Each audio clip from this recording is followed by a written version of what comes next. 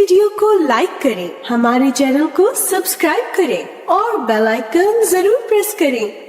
या अय्युहन्नास इन्ना खलक़नाकुम मिन ज़करिन व उन्सा वजअलनाकुम शुऊबन व क़बाइल लितआरफू इन्न अक्रमकुम इंदल्लाहि अत्क़ाकुम। ऐ लोगो, बेशक हमने तुम्हें एक नर और मादा से पैदा किया और हमने तुम्हें कौमें और कबीले बना दिया ताकि तुम एक दूसरे को पहचानो। बेशक तुम में सबसे इज्जत वाला अल्लाह के नजदीक वो है जो तुम में सबसे ज्यादा तकवा वाला है। अल्लाह सुब्हानहू तआला तमाम इंसानियत से खिताब कर रहे हैं। कुरान मजीद में 18 बार आता है या अय्युहन्नास, ऐ लोगो। गोया ये कुरान सब लोगों के लिए है, ये पैगाम सब इंसानों के लिए है। ये किताब सिर्फ हमारी नहीं, ये किताब पूरी इंसानियत के लिए है। नबी सल्लल्लाहु अलैहि वसल्लम सिर्फ हमारे लिए नहीं, वो रहमतुल लिल आलमीन है, तमाम जहानों के लिए रहमत बनाकर भेजे। आपका पैगाम, आपका मैसेज यूनिवर्सल है। ये वो तालीमात हैं जिनमें सबका फायदा है, जो सबकी हिदायत के लिए है, जो सबकी जिंदगी को अच्छा बनाने के लिए है। इसलिए इन बातों को हमें पूरी तवज्जो के साथ सुनना और इन पर अमल करना चाहिए। यहाँ अल्लाह सुब्हानहू तआला तमाम इंसानों को खिताब करके फरमा रहे हैं कि तुम सब की असल एक है, एक माँ बाप से पैदा हुए हो। गोया हम सब इंसानियत के एतबार से सब एक दूसरे के रिश्तेदार बनते हैं। आज का हमारा टॉपिक है रिश्तेदारों के हुकूक। तो हम सब क्या है, एक दूसरे के रिश्तेदार। कहीं ना कहीं ऊपर जाके हमारे माँ बाप, हमारे बहन भाई, वो कहीं ना कहीं आपस में कुछ लगते थे और हम उनकी औलाद में से हैं। और अल्लाह सुब्हानहू तआला ने ये जो कुंबे कबीले बनाए हैं, ये इसलिए बनाए हैं कि लोग आपस में एक दूसरे को पहचाने।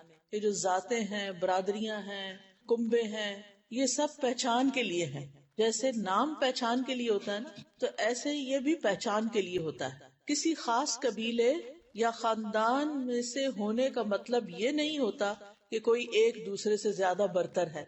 अल्लाह सुब्हानहू तआला के नजदीक बेहतर वही है जो अल्लाह ताला का ज्यादा फरमाबरदार है, ताबेदार है, अल्लाह ताला की बात मानने वाला है, अल्लाह ताला की मर्जी के मुताबिक जिंदगी बसर करने वाला है। वो अल्लाह के नजदीक ज्यादा इज्जत वाला है। और असल इज्जत किसके पास है? अल्लाह के पास। बंदों में हमारी कितनी भी इज्जत हो जाए वो फायदे की नहीं जब तक हमारी इज्जत अल्लाह के पास। तो असल मुअज़्ज़ज़, असल रिस्पेक्टेबल और असल कामयाब शख्स वो है जो अल्लाह की नजर में अच्छा है। और अल्लाह की नजर में अच्छा वही है कि जो अल्लाह और उसके रसूल सल्लल्लाहु अलैहि वसल्लम के अहकामात और उनकी तालीमात पर अमल करने वाला है। इन तालीमात में से जो रिश्तेदारों के हुकूक के बारे में हमें दी गई हैं, हदीस में आता है नबी सल्लल्लाहु अलैहि वसल्लम ने फरमाया, अपने नसब सीखो, यानी तुम किसकी औलाद हो, तुम्हारा बाप कौन था, दादा कौन था, फिर ऊपर तक तुम्हें अपना नसब नामा मालूम होना चाहिए। मकसद क्या है? जिनके जरिए से तुम अपनी रिश्तेदारियां मिलाओ, ताकि तुम्हें पता हो तुम्हारा कौन क्या लगता है। क्योंकि रिश्तेदारी को मिलाने से मोहब्बत बढ़ती है।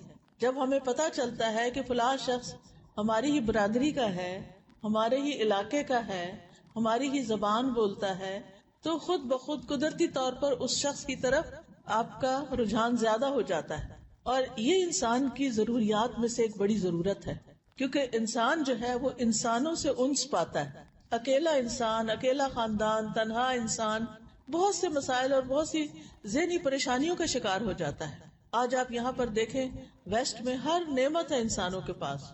आप किसी किस्म का फ्रूट खाना चाहें आपको अवेलेबल होगा। आप किसी किस्म की कोई और चीज पहनना चाहें वो आप पहन सकते हैं। अगर नहीं मिलती तो आप ऑर्डर कर सकते हैं, दुनिया के किसी हिस्से से भी आपको मिल जाएगी। अच्छे अच्छे घरों में आप रहते हैं, सर्दी गर्मी का इंतजाम है, हर चीज है। इसके बावजूद दिल खुश नहीं है, इसके बावजूद जिंदगी में कुछ कमी है। वो कमी क्या है? वो कमी अल्लाह से ताल्लुक में दूरी भी हो सकती है, लेकिन वो कमी रिश्तेदारों की भी कमी है।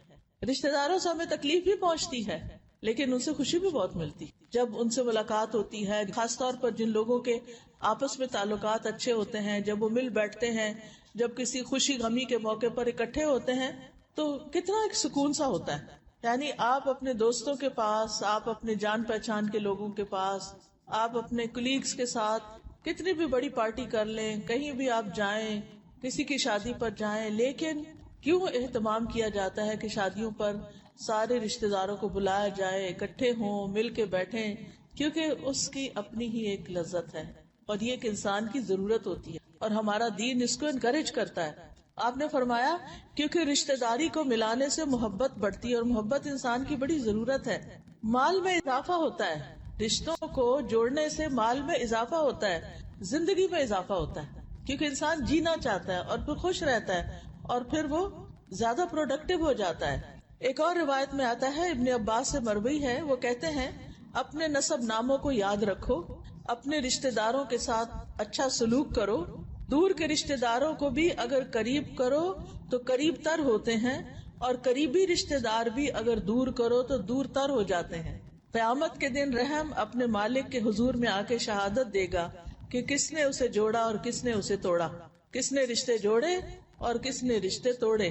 یہ قیامت کے دن آپ کے یا حق میں گواہی ہوگی یا آپ کے خلاف گواہی ہوگی. اس لیے چھوٹی چھوٹی باتوں پر ناراض ہو جانا، سالوں ناراض رہنا، معاف نہ کرنا، میل ملاقات چھوڑ دینا، ایک دوسرے کی خیر خبر رکھنا چھوڑ دینا، یہ کوئی ہیلدی ایٹیٹیوڈ نہیں ہے. یہ انسان کے لیے دنیا میں بھی نقصان دہ ہے اور آخرت کے اعتبار سے بھی اچھا نہیں. اس لیے ہمارے دین نے ہمیں کیا سکھایا ہے کہ ہم صلہ رحمی کریں. صلہ رحمی کا مطلب کیا ہے؟ صلہ کا مطلب ہوتا ہے وصل، یعنی جوڑ کے رکھیں، رشتہ داروں کے ساتھ تعلق قائم رکھیں. ایک چیز کو دوسری چیز کے ساتھ ملانا کہ وہ چمٹ جائے، اس کو صلہ کہتے ہیں. تو صلہ رحمی یعنی رحم کے رشتوں کو جوڑنا، اس سے مراد ان رشتہ داروں پر احسان کرنا ہے جو نسبی اور سسرالی ہوں. نسب کے رشتے اور سسرال کے رشتے، میکے اور سسرال دونوں ہی اس میں آ جاتے ہیں. ان پر شفقت کرنا، ان کے ساتھ نرمی سے پیش آنا، ان کے حالات اور ان کی ضروریات کا خیال رکھنا، چاہے وہ ہمارے ساتھ اچھا برتاؤ نہ بھی کریں، چاہے وہ ہمارے ساتھ بدسلوکی کریں، پھر بھی ہمارا فرض کیا بنتا ہے کہ ہم ان کے ساتھ اچھا ہی کریں. تو صلہ رحمی کا جامع مطلب یہی ہے کہ جتنا ہو سکے رشتہ داروں کو خیر پہنچائیں اور جتنا ہو سکے ان سے تکلیف اور شر کو دور کریں، ان کی مشکلات کو آسان کریں. اللہ سبحانہ وتعالی اپنی عبادت کے بعد والدین اور رشتہ داروں کے ساتھ حسن سلوک کی تاکید کرتا ہے. بنی اسرائیل سے باقاعدہ اس کا وعدہ لیا گیا تھا. وہ وعدہ لیا گیا تھا اس وقت جب وہ اپنے ان احکامات کو بھولے ہوئے تھے، یعنی یہ کام کر نہیں رہے تھے، کیونکہ ان کی کتاب میں تعلیم تو موجود تھی لیکن انہوں نے اس کو پس پش ڈال دیا اور اپنی مرضی کی زندگی بسر کرنے لگے. تو اللہ سبحانہ تعالیٰ نے ان کے اوپر کوہ طور کو اٹھا کے، یعنی زمین سے اٹھا کے ان کے سروں کے اوپر معلق کیا، جیسے ایک چھت ہے. یہ چھت تو دیواروں پر ہے نا، وہ دیواروں کے بغیر ان کے سر پہ چھتری کی طرح آ گیا. اور کیا حکم ہوا؟ خذوا ما آتیناکم بقوۃ واذکروا ما فیہ لعلکم تتقون. جو ہم نے تمہیں دیا ہے، یعنی کتاب جو دی ہے، تورات جو تمہیں دی ہے، اس کو تم پکڑ لو، لے لو. وَاذْكُرُوا مَا فِيهِ، اور جو اس کے اندر آتا ہے اس کو یاد رکھو، اس کا ذکر کرو، اس کو پڑھتے رہو. کیوں؟ لَعَلَّكُمْ تَتَّقُونَ، تاکہ تم بچ جاؤ. کس چیز سے بچ جاؤ؟ دنیا کے مسائل سے بھی اور آخرت کے عذاب سے بھی بچ جاؤ. اس وقت ان سب نے کیا کہا کہ ہم نے سن لیا اور ٹھیک ہے، وعدہ کر لیا کہ ہم ان احکامات کو مانیں گے. پہاڑ ٹل گیا، مشکل آسان ہو گئی. اس کے بعد پھر انہوں نے وہی کام شروع کر دیا جو پہلے کر رہے تھے. کن کن چیزوں پہ وعدہ لیا گیا تھا ان سے؟ وَإِذْ أَخَذْنَا مِيثَاقَ بَنِي إِسْرَائِيلَ لَا تَعْبُدُونَ إِلَّا اللَّهَ وَبِالْوَالِدَيْنِ إِحْسَانًا وَذِي الْقُرْبَى وَالْيَتَامَى وَالْمَسَاكِينِ وَقُولُوا لِلنَّاسِ حُسْنًا وَأَقِيمُوا الصَّلَاةَ وَآتُوا الزَّكَاةَ ثُمَّ تَوَلَّيْتُمْ إِلَّا قَلِيلًا مِّنكُمْ وَأَنتُم مُّعْرِضُونَ. اور جب ہم نے بنی اسرائیل سے پختہ عہد لیا کہ تم اللہ کے سوا کسی کی عبادت نہ کرو گے اور ماں باپ اور رشتہ داروں اور یتیموں اور مسکینوں سے احسان کرو گے، نیکی کرو گے، اور لوگوں سے اچھی بات کہو اور نماز قائم کرو اور زکوٰۃ دو، پھر تم پھر گئے مگر تم میں سے بہت تھوڑے ہی بچے جنہوں نے اس پر عمل کیا، اور تم منہ پھیرنے والے ہی تھے. نہیں، تم تھے ہی ایسے کہ تم اللہ کی بات کو سن کر عمل نہ کرو. آج مسلمانوں کا حال بھی یہی ہے. آج آپ دیکھیں کتنے لوگ اللہ کی عبادت کا اہتمام کرتے ہیں کہ وہ اپنی نماز کو پرائرٹی سمجھتے ہوں، چاہے وہ جاب پر ہوں، چاہے وہ گھر پہ ہوں، چاہے وہ سو رہے ہوں، چاہے وہ بازار میں ہوں. نماز کا وقت آ گیا ہے تو بس اب نماز تو پڑھنی ہی ہے. ہم میں سے کتنے لوگ ہیں جو اس کا اہتمام کرتے ہیں. پھر دوسرے نمبر پر والدین چاہے زندہ ہوں چاہے فوت ہو چکے ہوں، دونوں صورتوں میں ان کا حق ہے. زندہ ہوں تو ان کی خدمت کی جائے، ان کی مدد کی جائے، اپنی جان، مال، منصب، جو بھی آپ کو اللہ نے نعمتیں دی ہیں ان کے ساتھ ان پر احسان کیا جائے، اور اگر وہ فوت ہو چکے ہیں تو ان کے لیے دعائیں کی جائیں، ان کی بخشش کی، ان پہ رحمت کی. وَقُلْ رَبِّ ارْحَمْهُمَا كَمَا رَبَّيَانِي صَغِيرًا، کہ اللہ تعالیٰ جس طرح انہوں نے بچپن میں مجھے چھوٹا سا پالا تھا ایسے ہی تو ان پر اپنی رحمت فرما دے کہ اب وہ چاہے زندہ ہے اور کمزور ہیں یا فوت ہو چکے ہیں، ان کی طرف سے صدقہ خیرات کیا جائے، ان کے لیے دعائیں کی جائیں تاکہ ان کی اگلی زندگی جو ہے وہ اچھی ہو. پھر اس کے بعد رشتہ داروں کے ساتھ حسن سلوک کا حکم ہے. یہاں تو یہ رشتہ دار قریبی ہوں یا دور کے ہوں، دونوں طرح کے رشتہ داروں سے حسن سلوک کرنا چاہیے، لیکن جو جتنا قریبی ہوگا اس کا حق اتنا ہی زیادہ ہوگا. قریبی سے مراد نسب میں بھی قربت ہے اور رہائش کے اعتبار سے بھی قربت ہے. رہائش کے اعتبار سے کیا؟ مثلا وہ رشتہ دار جو آپ کے کینیڈا میں رہتے ہیں وہ پاکستان والے رشتہ داروں سے زیادہ حقدار ہیں، اور وہ رشتہ دار جو کینیڈا میں بھی ہیملٹن کے اندر رہتے ہیں وہ اور زیادہ حقدار ہیں. اسی طرح نسب میں جو بہن بھائی ہیں، جو نانا نانی دادا دادی ہیں، چچا پھپھی ماموں، یہ زیادہ حقدار ہیں. پھر اس کے بعد ان کی اولادیں، پھر ان کی ایکسٹینڈیڈ فیملیز، وہ پھر سلسلہ پھیل جاتا ہے. لیکن امیڈیٹ فیملی جو ہے اور قریب ترین رہنے والی فیملی جو ہے وہ آپ کے حسن سلوک کی زیادہ مستحق ہے. صلہ رحمی کرنے والوں کے بارے میں قرآن مجید میں آتا ہے والذین یصلون ما امر اللہ بہ ان یوصل ویخشون ربہم ویخافون سوء الحساب، اور وہ جو اس چیز کو ملاتے ہیں جس کے متعلق اللہ نے حکم دیا کہ اسے ملایا جائے، یعنی رشتہ داریاں، وہ اس کو جوڑ کے رکھتے ہیں اور اپنے رب سے ڈرتے ہیں، یعنی رب کا حکم بھی مانتے ہیں پھر بھی ڈرتے رہتے ہیں اور برے حساب کا خوف رکھتے ہیں کہ اگر ہم نے یہ رشتہ داریاں نہ جوڑی تو پھر آگے جا کے جواب دینا پڑے گا. یعنی یہ ہماری چوائس کی بات نہیں ہے کہ ہمارا دل چاہے تو ہم بات کر لیں، دل چاہے تو ان سے ملیں، ان سے جوڑ کے رکھیں، دل نہیں چاہتا تو نہ کریں. نہیں، اس کے لیے وقت بھی نکالنا ہوگا، اس کے لیے خیر خبر کے طریقے بھی اختیار کرنے ہوں گے. رحم کا لفظ جو ہے صلہ رحمی، رحم کا لفظ رشتہ داری جو ہے، یہ رحم کا لفظ رحمان سے نکلا ہے. اللہ تعالیٰ فرماتے ہیں میں الرحمن ہوں، میں نے رحم کو پیدا کیا اور اسے اپنے نام سے نکالا، یعنی اپنی طرف نسبت دی. جو اسے جوڑے گا میں اسے جوڑوں گا، جو اسے توڑے گا میں اسے توڑ کے پاش پاش کر دوں گا، یعنی پھر اس کی خیر نہیں. تو اس لیے رشتہ داریاں جوڑنے سے زندگی میں خیر و برکت آتی، مال میں اضافہ ہوتا ہے، عمر میں اضافہ ہوتا ہے. اس لیے یہ دو چیزیں تو ہر انسان چاہتا ہے، لمبی عمر جیوں اور زیادہ مال ہو میرے پاس. میں نے نہیں دیکھا کوئی انسان جو ان دو خواہشات سے خالی ہو، لیکن یہ کس کو نصیب ہوتی ہیں؟ جو اللہ تعالیٰ کے ایسے احکامات پر عمل کرتے ہیں. ایمان لانے کے بعد اللہ تعالیٰ کو جو عمل بہت محبوب ہیں اس کے بارے میں آتا ہے. ایک صحابی روایت کرتے ہیں کہ میں نبی صلی اللہ علیہ وسلم کے پاس آیا، آپ اپنے صحابہ میں بیٹھے ہوئے تھے، مجلس میں تھے. میں نے کہا آپ ہیں وہ جو یقین رکھتے ہیں کہ آپ اللہ کے رسول ہیں؟ آپ صلی اللہ علیہ وسلم نے فرمایا ہاں. میں نے کہا اے اللہ کے رسول، کون سے اعمال اللہ تعالیٰ کو سب سے زیادہ پیارے ہیں، محبوب ہیں؟ آپ نے فرمایا اللہ پر ایمان لانا، یہ سب سے محبوب ترین عمل ہے. اس لیے جو بچے اللہ تعالیٰ کو اب مانتے ہی نہیں، وہ چھوٹا سا کوئی قصور نہیں، بہت بڑا جرم کر رہے ہیں. بہت بڑی غلطی ہے کسی بھی انسان کی زندگی میں کہ وہ اپنے پیدا کرنے والے اور جتنی بھی نعمتیں ہمیں ملی ہیں ان نعمتوں کو دینے والے کا انکار کر دے کہ وہ ہے ہی نہیں. اس کو یوں سمجھیے کہ جیسے کوئی بچہ اپنی ماں کا ہی انکار کر دے کہ میں تمہیں نہیں مانتا، تم میری ماں اور تم نے مجھے جنم دیا. وہ تو ماں ہے جس نے وقتی طور پہ ایک سبب بنی ہے دنیا میں لانے کا، اس کے ساتھ اگر کوئی ایسا سلوک کرے تو اللہ سبحانہ وتعالیٰ تو وَلِلَّهِ الْمَثَلُ الْأَعْلَى، اللہ سبحانہ وتعالیٰ نے تو سب سے زیادہ ہم پر احسانات کی. ہمارے پاس کوئی بھی جو نعمت ہے وہ اللہ ہی کی طرف سے ہے. قرآن مجید میں آتا ہے وَمَا بِكُم مِّن نِّعْمَةٍ فَمِنَ اللَّهِ، کچھ بھی جو ہمارے پاس ہے وہ اللہ کا دیا ہوا ہے. اس لیے اللہ تعالیٰ کو یہ بات بہت پسند ہے جب کوئی شخص اس پر ایمان لاتا ہے، اور جس کا ایمان جتنا جتنا بڑھتا جاتا ہے اس کی اللہ سے محبت اتنی بڑھتی جاتی ہے، اور جتنی جتنی محبت بڑھتی جاتی ہے اتنا اتنا اللہ کا قرب ملتا جاتا ہے اس شخص کو. اور جو اللہ کے قرب کے اندر لذت ہے اور جو ایک سکون ہے اور راحت ہے وہ دنیا کی کسی بھی چیز میں نہیں، چاہے آپ کو قارون کا خزانہ مل جائے، کسی چیز میں نہیں. اس شخص نے پھر پوچھا اے اللہ کے رسول صلی اللہ علیہ وسلم، پھر اس کے بعد کون سا عمل زیادہ پیارا ہے اللہ تعالیٰ کو؟ آپ نے فرمایا صلہ رحمی، رشتوں کو جوڑ کے رکھنا. یعنی اسلام لانے کے بعد پہلا کام انسانوں کے حق میں کیا کرو؟ اپنے رشتہ داروں کا خیال کرو. وہ کہتے ہیں میں نے کہا اللہ کے رسول کون سے اعمال اللہ تعالیٰ کو سب سے زیادہ ناپسند ہیں؟ فرمایا اللہ کے ساتھ شریک ٹھہرانا. میں نے کہا اللہ کے رسول پھر کون سا عمل؟ آپ نے فرمایا قطع رحمی کرنا، رشتوں کو کاٹنا. کاٹنے کا مطلب کیا ہے؟ ان سے بول چال، میل جول، سلام دعا ختم کر دینا، آنا جانا، ان کا خیال کرنا، ان کی ضروریات پوری کرنا، کوئی پرواہ نہ کرنا، وہ جانے اپنا کام، ہم جانے اپنا. یہ چیز ہمارے دین میں سخت ناپسندیدہ ہے.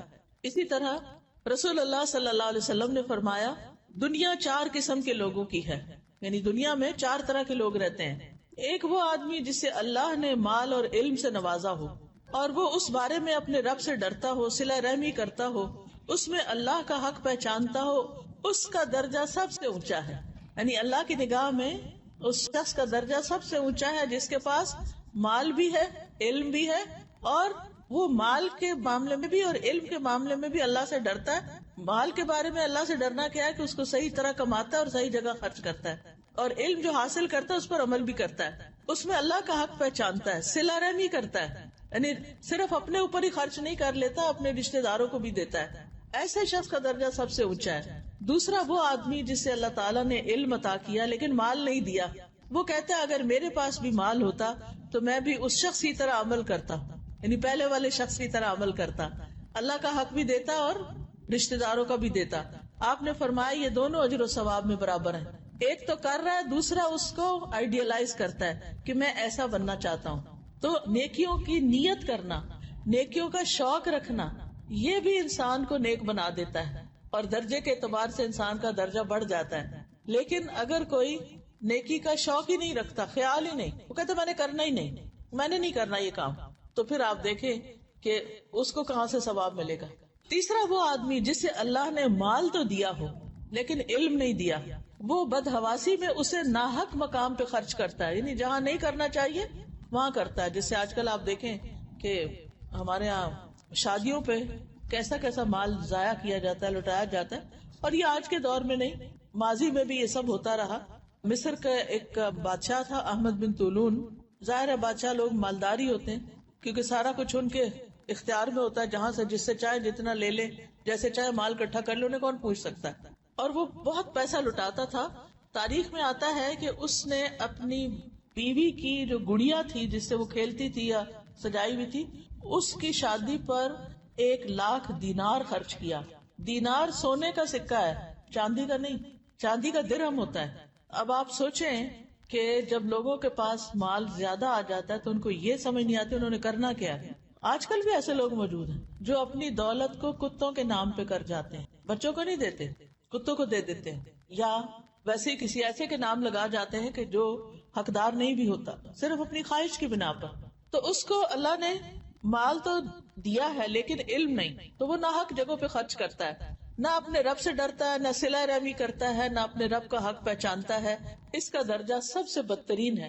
بدترین انسان کے جو فضول خرچی کرے، نہ رشتہ داروں کو پوچھے، نہ اللہ کا حق پہچانے، نہ زکوٰۃ نکالے، نہ صدقات، نہ خیرات، لیکن اپنی عیاشی پر اور اسراف اور دکھاوے کے لیے وہ بہت کچھ خرچ کرے. چوتھا وہ آدمی جسے اللہ نے نہ مال سے نوازا نہ علم سے نوازا، کچھ بھی نہیں، اور وہ یہ کہتا ہے کہ اگر میرے پاس بھی اس شخص کی طرح مال ہو جو غلط کام کرتا ہے تو میں بھی یہی کروں گا. فرمایا یہ دونوں گناہ میں برابر ہے، صرف بری نیت کی وجہ سے. تو اس لیے ہمیں کتنا سوچ سمجھ کے زندگی بسر کرنی چاہیے اور کن لوگوں کو رول ماڈل بنانا چاہیے اور کن کے پیچھے چلنا چاہیے. ہر نماز میں ہم کھڑے ہو کے ہاتھ باندھ کے اللہ تعالیٰ سے فریاد کرتے ہیں اہدنا الصراط المستقیم، کہ ہمیں سیدھا رستہ دکھا دے. یہ ہر چیز کے بارے میں سیدھا رستہ ہے، مال کے بارے میں بھی سیدھا رستہ دکھا دے، علم کے بارے میں بھی اور باقی کاموں میں بھی. ہر چیز چاہے دین ہے یا دنیا، ہر چیز میں ہمیں صحیح فیصلے کرنے کی توفیق عطا فرما، صحیح راستہ اختیار کرنے کی توفیق دے. نبی صلی اللہ علیہ وسلم کو جو ابتدائی تعلیمات ملی تھی کہ لوگوں کو سکھانے کے لیے، ان میں سے ایک صلہ رحمی بھی تھی. ایک شخص مکہ میں آپ کی خدمت میں حاضر ہوا، پوچھا آپ کون ہیں؟ آپ نے فرمایا میں نبی ہوں. پوچھا نبی کیا ہوتا ہے؟ تو نبی صلی اللہ علیہ وسلم فرمایا کہ مجھے اللہ نے بھیجا ہے. یعنی نبی وہ ہوتا ہے جسے اللہ مبعوث کرتا ہے، کوئی خود سے نبی نہیں بن سکتا. وہ کہتا ہے شخص آپ کو کیا پیغام دے کے بھیجا گیا، یعنی آپ کیا بتاتے ہیں لوگوں کو، آپ کی تعلیم کیا ہے؟ آپ نے فرمایا اللہ نے مجھے صلہ رحمی کرنے، یعنی رشتہ داروں کا حق ادا کرنے، بتوں کو توڑنے، اللہ کو ایک قرار دینے اور اس کے ساتھ کسی کو شریک نہ ٹھہرانے کا پیغام دے کر بھیجا. یعنی یہ میری تعلیمات، ایک اللہ کا حق اور ایک بندوں کا حق. نبی صلی اللہ علیہ وسلم کی جو آخری وصیتیں تھیں ان میں سے ایک وصیت یہ بھی تھی جو بیماری کے دنوں میں آپ نے کی تھی فوت ہونے سے پہلے، ارحامکم ارحامکم، تمہارے رشتے دار تمہارے رشتے دار، یعنی رشتے داروں کو نہیں بھولنا، کیونکہ رشتے داری کے نبھانے میں بڑے فائدے ہیں انسان کو. سب سے پہلی بات تو یہ کہ جیسے پیچھے بھی میں نے کہا کہ صلہ رحمی جو ہے یہ محبت بڑھانے کا ذریعہ ہے. ابن عمر کہتے ہیں جو اپنے رب کا تقوی اختیار کرے، یعنی مائنڈ فل زندگی بسر کرے، صلہ رحمی کرے، اس کی موت ڈیلے کر دی جاتی، اس کے مال میں اضافہ کر دیا جاتا ہے، اس کے گھر والے اس سے محبت کرنے لگتے ہیں. ظاہر ہے کہ آپ کے گھر میں جو بھی لوگ رہتے ہیں یا آپ کے ہمسائے میں آپ رشتے دار رہتے ہیں، اگر آپ ان کی ضروریات پوری کرتے ہیں تو وہ آپ سے کیوں نہ محبت کریں. مشکل اس وقت ہوتی ہے جب ہم اپنا حق تو ڈیمانڈ کرتے ہیں لیکن ان کو کوئی ضرورت پیش آئے تو ہم منہ موڑ جائیں، اس سے پھر تعلقات خراب ہوتے ہیں. انس بن مالک کہتے ہیں رسول اللہ صلی اللہ علیہ وسلم نے فرمایا جس شخص کو پسند ہو کہ اس کے رزق میں وسعت ہو، اس کی عمر دراز ہو، اسے چاہیے کہ رشتے داروں سے اچھا سلوک کرے، جس سے پتہ چلتا ہے کہ عمر میں برکت ہوتی ہے، رزق میں اضافہ ہوتا ہے. پھر اسی طرح اولاد میں بھی اس کی خیر آتی ہے. رسول اللہ صلی اللہ علیہ وسلم نے فرمایا جس نیکی کا اجر بہت جلدی ملتا ہے، کچھ نیکیاں ہوتی ہیں نا انسان کرتا رہتا لیکن دنیا میں ان کا اجر نظر نہیں آتا، ان کا اثر نظر نہیں آتا، قیامت کے دن ضرور آئے گا. لیکن کچھ نیکیاں ایسی ہیں کہ وہ دنیا میں بھی پھل لے آتی ہیں فوراً. فرمایا جس نیکی کا اجر بہت جلدی مل جاتا ہے وہ صلہ رحمی ہے. یہاں تک کہ کچھ گھرانوں کے لوگ فاجر و فاسق ہوتے ہیں، نافرمان ہوتے ہیں، لیکن جب وہ صلہ رحمی کرتے ہیں تو ان کے مال بڑھ جاتے ہیں، ان کے افراد کی کثرت ہو جاتی ہے. نبی صلی اللہ علیہ وسلم نے یہ بھی فرمایا کہ جو آدمی صلہ رحمی کرنے کے لیے جود و سخا کا دروازہ کھول دیتا ہے، یعنی سخاوت رشتے داروں پہ خوب کرتا ہے، تو اللہ اس کے مال میں اتنا ہی اضافہ کر دیتے ہیں، یعنی وہ مال آپ کا کم نہیں ہوتا، وہ آپ کو واپس ملے گا. رشتے دار کو دینے کا دوہرا ثواب ہوتا ہے، ایک رشتے داری نبھائی جاتی ہے اور دوسرا مال خرچ کرنے کا ثواب یعنی صدقے کا ثواب بھی مل جاتا ہے. عمر بن دینار کہتے ہیں کہ جان لو فرض نماز ادا کرنے کے لیے اٹھائے جانے والے قدم کے بعد رشتے داری کو ملایا جانے والا قدم اجر میں سب سے زیادہ بڑا ہے. یعنی آپ مثلا یہاں سے ابھی عصر کی نماز ہوئی تھی نا جماعت سے، مثلا آپ وہاں کھڑی تھی، قدم اٹھاتے اٹھاتے اٹھاتے اٹھاتے وہاں گئی، آپ کو تو خیال بھی نہیں کہ ہر قدم میں نیکیاں لکھی جا رہی ہیں. اسی طرح مرد حضرات جو گھروں سے نکل کے مسجد تک جاتے ہیں، یا ایون گھر میں بھی آپ کام میں لگے ہوئے ہیں، نماز کا ٹائم ہو جاتا ہے، آپ کام وہاں چھوڑتے ہیں، آپ قدم اٹھاتے ہیں، پہلے وضو کرتے ہیں، پھر قدم اٹھا کے مصلی تک جاتے ہیں، یہ سارے قدم لکھے جاتے ہیں اور ان کا اجر ہوتا ہے. اسی طرح ایک قدم آپ اٹھاتے ہیں رشتے داروں کو ملنے کے لیے، آپ اسپیشلی پروگرام بناتے ہیں ان کے پاس جانے کا، کیونکہ وہ نہیں آ سکتے آپ کے پاس، ان کو ویزا نہیں ملتا، تو آپ سوچتے ہیں کہ بجائے اس کے کہ ہم کہیں اور گھومنے پھرنے جائیں، چلے اپنے وطن چلتے ہیں اور جا کر سارے رشتے داروں کو ملتے ہیں. بعض اوقات تو وہ خود ہی ملنے آ جاتے ہیں لیکن کچھ نہیں بھی آتے، تو آپ کو خود جانا چاہیے. یہاں بھی آپ دیکھیں ہم سب کی زندگیاں بڑی مصروف ہیں، لیکن اس میں سے بھی ضرور وقت نکالنا چاہیے اور ملتے ملاتے رہنا چاہیے، کیونکہ ان قدموں کا اجر بہت بڑا ہے. پھر قبر میں بھی صلہ رحمی کام آئے گی، یعنی مرنے کے بعد. نبی صلی اللہ علیہ وسلم نے فرمایا میت کو جب اس کی قبر میں رکھا جاتا ہے تو وہ ان کے پلٹ جانے کے وقت ان کے جوتوں کی آواز سنتا ہے کہ لوگ مجھے چھوڑ کے اب جا رہے ہیں. تو جب وہ چلے جاتے ہیں تو نماز آ جاتی ہے، مومن جو ہوتا ہے اس کے بعد نماز آ جاتی ہے، اس کے سرانے کی طرف آ جاتی ہے، روزہ اس کے دائیں طرف آ جاتا ہے، زکوٰۃ اس کے بائیں طرف آ جاتی ہے، دیگر نیک کام صدقہ، صلہ رحمی، نیکی، لوگوں سے اچھائی اس کے دونوں پاؤں کے پاس آ جاتے ہیں، اور یہ ساری نیکیاں اس کو اپنے اندر انویلپ کر لیتی ہیں، گھیر لیتی ہیں، پروٹیکٹ کرتی ہیں، اور وہ شخص ہر طرح کے شر سے محفوظ ہو جاتا ہے. لیکن اگر نماز ہی نہیں پڑھی، روزے بھی پورے کوئی نہیں، صدقہ بھی کبھی کیا کبھی نہیں کیا، ٹوٹا پھوٹا، اور رشتے داروں کو تو کبھی پوچھا نہیں. آپ سوچئے کہ جب ہم اس زمین سے اتر کے نیچے جائیں گے، زمین کے اندر، اور سارے چھوڑ کے چلے جائیں گے، تو پھر کیا چیز ہمارے پاس ہوگی؟ کیا تیاری کر رکھی ہے ہم نے وہاں کے لیے؟ کیا وہاں یہی کہیں گے کہ ہمارے پاس وقت نہیں تھا، اس دن کے لیے وقت نہیں تھا؟ کتنی بڑی محرومی، کتنا بڑا نقصان ہے. کیا ہم میں سے کوئی وہاں سے واپس پلٹ کے آ سکتا ہے کہ ادھر روئے چیخے پکارے اور کہے ایک جھانس اور دے دیں، میں اب نہیں ایسا کروں، اب میں سب چیزیں لے کر آؤں گا؟ دنیا میں تو یہ ہوتا ہے کہ آپ اگر مثلاً ایئرپورٹ پہنچ گئے اور آپ کو پتا چلا جی پاسپورٹ گھر رہ گئے، اس کے بغیر آپ ٹریول ہی نہیں کر سکتے، تو آپ اسی وقت کیا کرتے ہیں؟ فون لگاتے ہیں اور پھر اپنے کسی بچے کو یا کسی کو بھی کہتے ہیں فلاں جگہ پاسپورٹ رکھے ہیں، تم جلدی سے لے کر آؤ، پہنچو ہمارے پیچھے ورنہ فلائٹ مس ہو جائے گی. تو کوئی نہ کوئی بھاگ دوڑ کر کے وہ آپ کو پہنچا دیتا ہے. ایک نہ فون اٹھائے دوسرا نہیں تیسرا، یعنی کسی نہ کسی طرح مسئلہ حل کر لیتے ہیں. اور زیادہ سے زیادہ نہیں بھی اگر مسئلہ حل ہوا تو فلائٹ مس ہو جائے گی، سو وٹ، اگلی فلائٹ پہ چلے جائیں گے. یا اگر نہیں بھی جائیں گے تو بھی کون سی قیامت آ جائے گی. ایک مثال ہے، کوئی مصیبت تو نہیں کھڑی ہو جائے گی.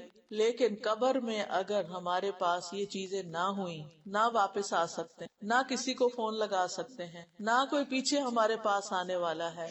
بچوں کو تو ہم نے دنیا دنیا دنیا سکھائی، ان کو تو ہم نے جنازے کی دعا بھی نہیں سکھائی، ان کو تو ہم نے رب ارحمہما کما ربیانی بھی نہیں سکھائی، وہ ہمارے لیے کیا دعا مانگیں گے. ان کو تو ہم نے نماز نہیں سکھائی، وہ تو نماز ہی نہیں پڑھتے. جب وہ نماز ہی نہیں پڑھتے تو ہمارے لیے دعا کہاں سے کریں گے. وہ نماز نہ پڑھے تھوڑی بہت پریشانی ہو ہی جاتی ہے، لیکن اگر ان کے یونیورسٹی میں کسی سبجیکٹ میں وہ فیل ہو جائے تو پھر آپ دیکھیں آپ ان کا کیا حشر کرتے اور کیسی پریشانی آپ کو لگتی. یا وہ اگر دنیا کی پڑھائی چھوڑ دیں یا کوئی اچھی بھلی لگی ہوئی جاب چھوڑ دیں تو جتنا آپ کو غم لگتا ہے اتنا کبھی نماز چھوڑنے پہ تو نہیں لگتا. جب وہ جاب چھوڑتے ہیں، کئی دفعہ ایسے ہوتا ہے نا، بچے کہتے ہیں میں نے بزنس کرنا ہے، میں نے جاب نہیں کرنا. بچے ہوتے ہیں تو کوئی نہ کوئی خلل دماغ میں آتا ہے، طرح طرح کے لوگ مشورے بھی دے دیتے ہیں تو آپ کو لگ جاتا ہے غم، یہ اس کا فیصلہ صحیح نہیں. مجھے یاد ہے میرے ایک بھائی نے اس طرح کیا تھا، اس کی بہت اچھی جاب تھی اور پینشن والی جاب تھی UN میں. تو اس کو شوق آ گیا کہ میں نے بزنس کرنا ہے. میری مدر بہت ہی خفا ہوئی کہ تم یہ کام مت کرو. لیکن مجھے یہ بھی اچھی طرح یاد ہے کہ اگر ہم بہن بھائیوں میں سے کوئی نماز میں آگے پیچھے کرتا تو اس سے بھی زیادہ ناراض ہوتی. لیکن ایسی مائیں کم ہوتی. یعنی بچپن میں مجھے یاد ہے کہ کسی اور چیز پہ مارنا پڑی ہوگی، لیکن ایک دفعہ مجھے یاد ہے کہ نماز کا وقت تھا مغرب کا اور دیر ہو گئی تو ہم اوپر چھت پہ تھے تو ماما آ گئی. آ کے انہوں نے کہا کہ پڑھی نماز؟ نہیں، ایک لگائی. تو ایسی مائیں کہاں ہیں کہ جن کو غم لگ جائے کہ میرے بچے نے نماز نہیں پڑھی، اس کا کیا بنے گا، نوکری چھوٹ گئی تو کھائے گا کہاں سے، نماز نہیں تو قبر میں کیا حشر ہوگا. وہاں آپ پیچھے کچھ لے کے جائیں گی؟ نہیں، کچھ بھی پہنچا ہی نہیں سکتے. یہاں تو یہ ہوتا ہے نا کہ اگر بچے کی جاب چلی جائے تو آپ کیا کرتے ہیں، اپنی چوڑیاں بیچ کے اس کو دے دیتے، اچھا چلو ابھی گزارا کرو جب تک کچھ اور کام چلتا ہے. وہاں تو ہم نہیں کام آ سکتے. لیکن ہم بچوں کو کیسے کہیں جب ہم خود ہی نہ پوری طرح پابند ہوں، خود ہماری پرائرٹی میں وہ چیز نہ ہو. اور اگر ہے تو ماشاءاللہ بہت ہی اچھی بات ہے. بہت سی ماں کو میں نے ایسے بھی دیکھا ہے خود اپنی پڑھ لیتی ہیں، بچے کو نہیں کہتی. اگر کہیں گی بھی تو ایک آدھ آواز لگائیں گے، اچھا نہیں پڑھتے تو میں پھر اب کیا سر کپائی کروں. نہیں، ہمیں رونا ہے، دھونا ہے، ہمیں اللہ کے آگے معافیاں مانگنی ہے، ہمیں ان کے ساتھ بات کرنی ہے. اور اگر بچپن سے ہی ہم نے ان کو اس راہ پہ لگایا ہو تو پھر عادت بھی ہو جاتی ہے. بہرحال آخرت میں بھی رشتہ داری نبھانا کام آئے گا. قرآن مجید میں آتا ہے والذین آمنوا واتبعتهم ذریتهم بایمان الحقنا بهم ذریتهم، اور جو لوگ ایمان لائے اور ان کی اولاد بھی کسی درجے میں ایمان کے ساتھ ان کے پیچھے چلی، ہم ان کی اولاد کو وہاں ان کے ساتھ ملا دیں گے. اکثر ایسے ہوتا ہے نا کہ اگر کسی کا بچہ فوت ہو جائے یا کسی کے والدین فوت ہو جائے تو بہت روتے ہیں کیونکہ بڑے پیارے رشتے ہوتے ہیں. پوچھتے کہ کیا ہم آخرت میں ملیں گے، یہ سوال اکثر میرے پاس آتا ہے. ہاں، اگر دونوں نیک ہوئے تو پھر تو ضرور ملیں گے، لیکن اگر ایک نیک ہوا اور ایک نہیں ہوا تو کبھی بھی نہیں ملیں گے. دونوں کا مقام ہی الگ ہو جائے گا. اللہ یہ کہ اللہ سبحانہ تعالیٰ کسی کی سفارش قبول کرے، لیکن وہ سفارش بھی یہ جو نماز ہے نا اس کے معاملے میں نہیں ہے. اگر کوئی نماز نہیں پڑھتا اور توبہ کیے بغیر مر جاتا ہے اور اپنی زندگی میں اپنی اصلاح نہیں کرتا تو آگے جا کے اس کی معافی کوئی نہیں، کوئی تلافی بھی نہیں ہے. یعنی بعض لوگ کہتے ہیں نا ہر قضا نمازوں کا ہر جانا دے دو تو وہ معاف ہو جائیں گی، ایسا کچھ بھی نہیں ہے. تو ہر ایک نے اپنی اپنی یہیں سے پوری کر کے جانی ہے. پھر اسی طرح حضرت ابو ایوب کہتے ہیں ایک شخص نے نبی صلی اللہ علیہ وسلم سے کہا مجھے کوئی ایسا عمل بتائیں جو مجھے جنت میں داخل کر دے. ایک شخص نے کہا اسے کیا ہو گیا، اسے کیا ہو گیا، یہ کیا سوال کر رہا ہے. نبی صلی اللہ علیہ وسلم نے فرمایا یہ صاحب حاجت ہے. اور اسے کیا ہوا؟ فرمایا اللہ کی عبادت کرو، اس کے ساتھ کسی کو شریک نہ کرو، نماز قائم کرو، زکوٰۃ دو اور صلہ رحمی کرو. جنت میں جانا چاہتے ہو، رشتوں کو جوڑو. نبی صلی اللہ علیہ وسلم جب مدینہ میں پہلی دفعہ تشریف لائے ہجرت کرنے کے بعد، تو آپ صلی اللہ علیہ وسلم نے جو پہلی تعلیم لوگوں کو دی وہ کیا تھی؟ افشوا السلام واطیبوا الکلام وصلوا الارحام وقوموا باللیل والناس نیام تدخلوا الجنۃ بسلام. سلام پھیلاؤ، اچھی گفتگو کرو، صلہ رحمی کرو، راتوں کو جب لوگ سو رہے ہو تم قیام کرو، تم سلامتی کے ساتھ جنت میں داخل ہو جاؤ. تب آپ دیکھیے ایک نہیں دو نہیں کتنی ساری اوتھینٹک حدیثیں ہیں جن میں رشتوں کو جوڑنے کا حکم دیا گیا ہے. اس کے برعکس ان سے روٹ کے رہنا، کاٹ کے رہنا، اس کی قرآن مجید میں مذمت کی گئی ہے. سورۃ البقرہ میں اللہ تعالیٰ فرماتے ہیں فاسقین کی تعریف کی گئی ہے. نافرمان لوگ کون ہیں؟ الذین ينقضون عہد اللہ من بعد میثاقہ ویقطعون ما امر اللہ بہ ان یوصل ویفسدون فی الارض اولئک ھم الخاسرون. جو اللہ کے عہد کو مضبوط باندھنے کے بعد توڑ دیتے ہیں، یعنی وعدہ کرتے ہیں اور پھر پورا نہیں کرتے، اور جس چیز کا اللہ نے جوڑنے کا حکم دیا ہے اس کو کاٹ ڈالتے ہیں اور وہ زمین میں فساد کرتے ہیں. یہی لوگ دراصل خسارہ پانے والے، نقصان اٹھانے والے ہیں. یعنی جن رشتوں کو اللہ نے جوڑنے کا حکم دیا ہے جو ان کو کاٹ دیتے ہیں، ایسے لوگ نقصان اٹھانے والے ہیں. رشتوں کو کاٹنا جو ہے یہ لعنت والا فعل ہے، یعنی ایسے لوگوں پر لعنت کی گئی ہے. سورۃ الرعد آیت نمبر 25 میں اللہ تعالیٰ فرماتے ہیں والذین ينقضون عہد اللہ من بعد میثاقہ ویقطعون ما امر اللہ بہ ان یوصل ویفسدون فی الارض اولئک لہم اللعنۃ ولہم سوء الدار. اور وہ لوگ جو اللہ کے عہد کو پکا کرنے کے بعد توڑ دیتے ہیں اور اس چیز کو کاٹ دیتے ہیں جس کے متعلق اللہ نے حکم دیا کہ اسے ملایا جائے اور زمین میں فساد کرتے ہیں، یہی لوگ ہیں جن کے لیے لعنت ہے اور انہی کے لیے اس گھر کی خرابی ہے، یعنی آخرت کے گھر کی خرابی. تو اس لیے ضروری ہے فساد نہ پھیلایا جائے، کیونکہ ہوتا کیا ہے بعض اوقات لوگ ادھر کی بات ادھر، ادھر کی ادھر، چگلیاں لگا کے آپس میں لڑائیاں کرواتے ہیں، فساد پھیلاتے ہیں، تو یہ بھی اس میں شامل ہے. پھر اسی طرح قطع رحمی جو ہے یہ اعمال کی قبولیت میں بھی رکاوٹ ہے. ابو ہریرہ کہتے ہیں کہ میں نے رسول اللہ صلی اللہ علیہ وسلم کو فرماتے ہوئے سنا بنو آدم یعنی انسانوں کے اعمال ہر جمعرات کو پیش کیے جاتے ہیں اللہ کے سامنے، اور کسی قطع رحمی کرنے والے کے اعمال قبول نہیں کیے جاتے. یعنی جو وہ باقی نیکیاں کر رہا ہوتا ہے ان کو ایک طرف کر دیا جاتا ہے جب تک یہ اپنے رشتے کو درست نہ کر لے. نبی صلی اللہ علیہ وسلم نے فرمایا جس نے قطع رحمی کی، رشتے کاٹے یا جھوٹی قسم اٹھائی، وہ مرنے سے پہلے اس کا وبال دیکھ لے گا. یعنی جھوٹی قسمیں بھی نہیں کھانی چاہیے. نبی صلی اللہ علیہ وسلم نے فرمایا کوئی گناہ اس لائق نہیں کہ اللہ اس کے کرنے والے کو دنیا میں جلدی سزا دے دے اور اس کے ساتھ ساتھ آخرت میں بھی اس کی سزا جمع رکھے سوائے قطع رحمی، خیانت اور جھوٹ کے. یہ تین چیزیں جن کی سزا دنیا میں بھی ملتی ہے اور آخرت میں بھی. نبی صلی اللہ علیہ وسلم نے فرمایا امانت اور رحم کو چھوڑ دیا جائے گا اور دونوں پل صراط کے دائیں اور بائیں جانب کھڑے ہوں گے، اور قطع رحمی جو ہوگی وہ قطع رحمی کرنے والوں کو پل صراط سے آگے نہیں جانے دیں گے، کھینچ کے نیچے جہنم میں گرائیں گے. پل صراط کا تو سب کو پتا ہے، بچپن سے ماں باپ بتاتے ہیں جب سب کا حساب کتاب ہو جائے گا اور لوگوں کو جنت کی خوشخبری مل جائے گی کہ اب جنت کی طرف چلو، تو جنت تک پہنچنے کے لیے بیچ میں ایک برج آئے گا. جیسے مسیساگا سے آنے والوں کو برج کراس کر کے ہیملٹن آنا پڑتا ہے یا پھر کشتی پہ کہیں آئے، یعنی آپ کو برج کراس کرنا ہی پڑتا ہے تب آپ مل سکتے ہیں یہاں آ کے. اسی طرح حشر کے میدان سے جنت کے اندر جانے کے لیے بھی ایک برج ہے اور ہر ایک کو اس کے اوپر سے گزرنا ہوگا.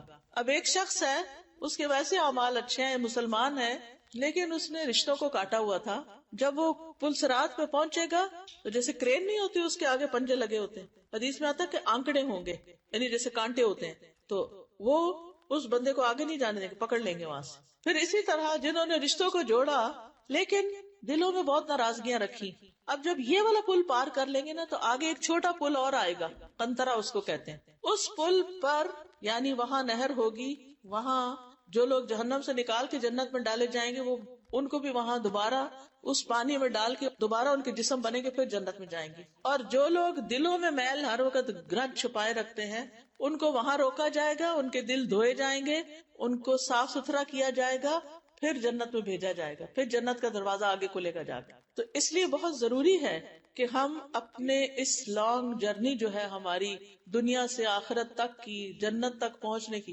آپ کو پتا ہے اللہ نے جنت انسانوں کے لیے بنائی ہے، ہمیں یہاں صرف ٹیمپریریلی بھیجا گیا ہے. جیسے آپ کا گھر یہ مسجد نہیں ہے، یہاں اس وقت کیوں آئے؟ ایک لیکچر سننے. کسی نے بھی رات نہیں یہاں گزارنی، رات تو اپنے گھر ہی جا کے گزاریں گے انشاءاللہ. لیکن ہم نے دنیا کو کیا بنا لیا؟ گھر بنا لیا کہ شاید ہم نے یہاں ہمیشہ رہنا ہے. لہٰذا اپنی ساری توجہ اس بات پہ لگائی کہ دنیا میں زیادہ سے زیادہ اچھا گھر ہو، زیادہ سے زیادہ اچھی گاڑی ہو، زیادہ سے زیادہ اچھا مال، یعنی یہ بھی ہو وہ بھی ہو، اور اس میں اتنے مشغول ہو گئے کہ آخرت بھول گئی. اصل گھر وہاں ہے. ہم ٹیمپریریلی یہاں پر کچھ عرصے کے لیے ایک امتحان دینے کے لیے ہیں. قرآن مجید میں آتا ہے الذی خلق الموت والحیات لیبلوکم ایکم احسن عملا. اس پلانٹ کے اوپر، ارتھ پلانٹ کے اوپر کیا ہو رہا ہے؟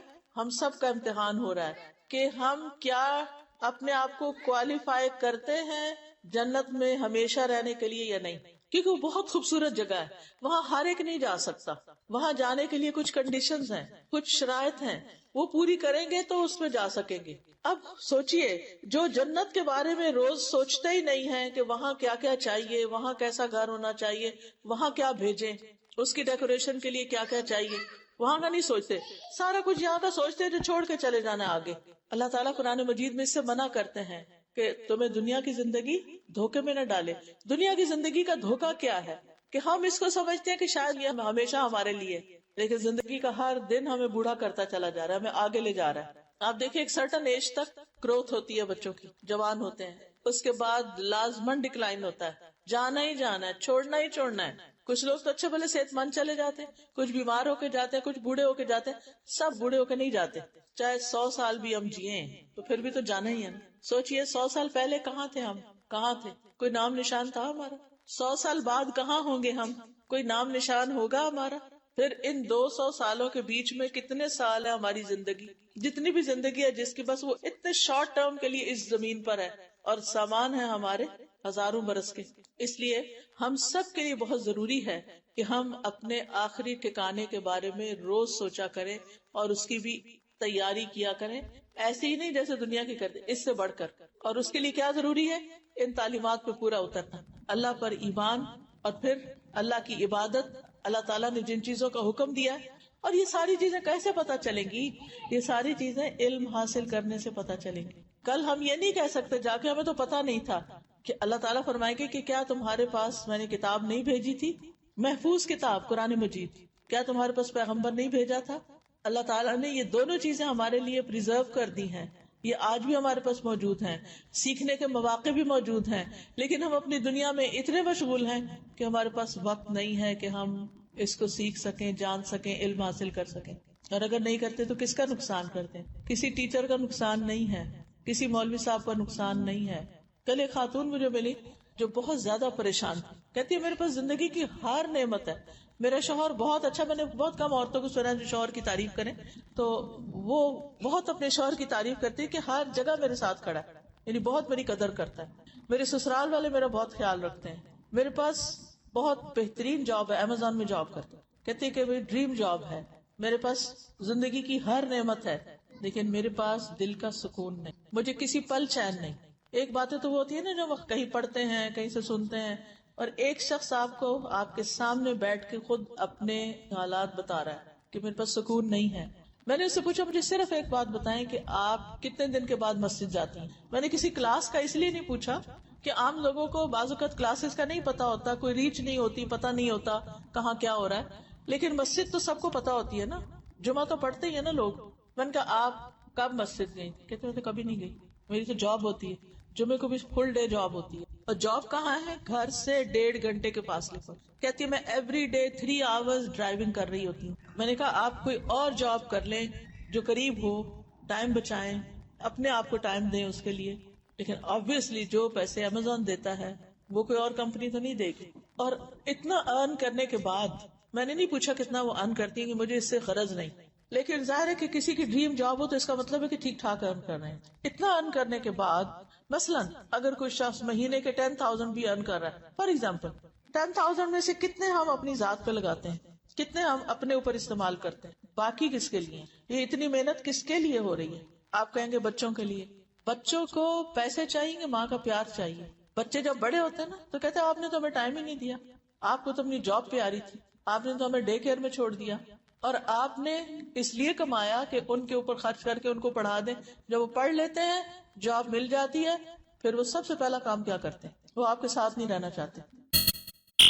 آپ کا صدقہ خیرات اچھا ہوگا جب آپ کے باقی کام جو اللہ تعالیٰ نے ہمیں بتائے، جب آپ کے رشتہ داروں کے ساتھ تعلقات اچھے ہوں گے، اور جتنے بھی کام ہمیں بتائے گئے ہیں۔ اب یہاں چند ایک باتیں میں مزید کر دیتی ہوں، آپ دیکھیے کرنا کیا، کرنے کے کچھ کام بتا دیتی ہوں کیسے کیسے کرنا ہے۔ امام نووی کہتے ہیں، یعنی صلہ رحمی کا طریقہ، مستحب یہ ہے کہ نیکی میں ماں کو مقدم کیا جائے، سب سے پہلا حق کس کا؟ ماں کا۔ لہٰذا ہمیں اپنے ہسبینڈز کو روکنا نہیں چاہیے کہ وہ اپنی ماں سے بات نہ کریں اور اپنی ماں سے نہ ملیں۔ اگر آپ بھی اس کی ماں کی عزت کریں گی اور آپ کا ہسبینڈ بھی کرے گا تو وہ آپ پہ اپنی جان نچھاور کرے گا۔ مائے غصہ